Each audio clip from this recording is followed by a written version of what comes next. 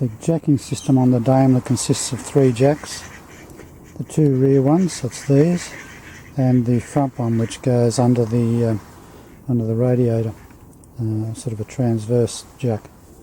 They're all frozen. You can't operate the mechanisms, but what I'll be doing is pulling the covers off and then putting them in the bath of vinegar to clean them up, and then hopefully when I've cleaned up the rust, I should be able to free up the mechanisms. So at this stage, pull them apart and then put them in the vinegar solution.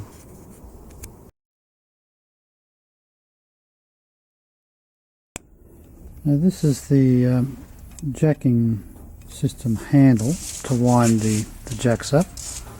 You can see there it's a Smith's jacking system. It's got a telescopic operation, and when you connect it onto the shaft of the jack, I assume you just wind the handle and up it goes. But at the moment this is actually frozen up, so it doesn't turn. The handle itself is got a fair amount of rust, so I need to clean the rust off. I need to pull this apart to see what's freezing it up, and then free it up and re-lubricate it and put it all back together. So that's as it exists. Little plastic turn handles here. I'm hoping it'll turn up alright. It's an interesting device, but I'll see how it works when I've pulled it apart.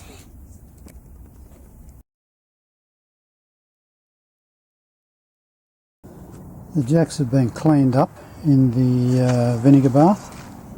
The covers came up reasonably well. Still got a bit of paint on them, which I've got to scrape off, or probably use the wire brush to get that off on the drill.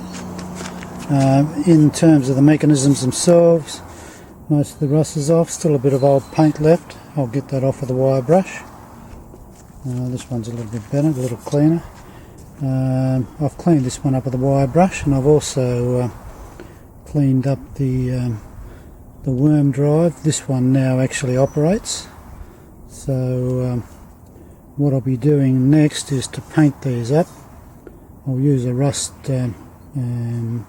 enamel to put on, and once I've done that, once that's sealed up, then I'll lubricate these and lubricate the joints, and start to reassemble them with the covers.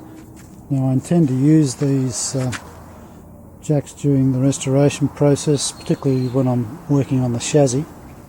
So when I've reached the stage of being able to mount them on, I'll actually use them to support the chassis while I'm working on it. So I hope they work quite well. They look like they're quite sturdy, so I'm looking forward to actually using them.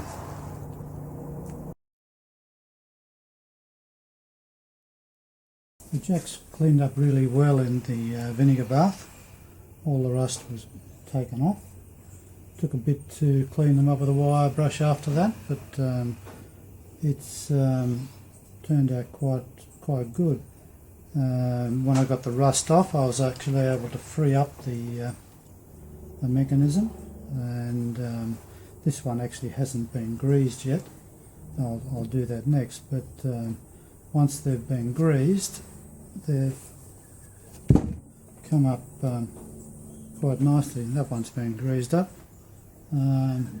It turns quite freely when you put the handle on it, and it's now a functional jack.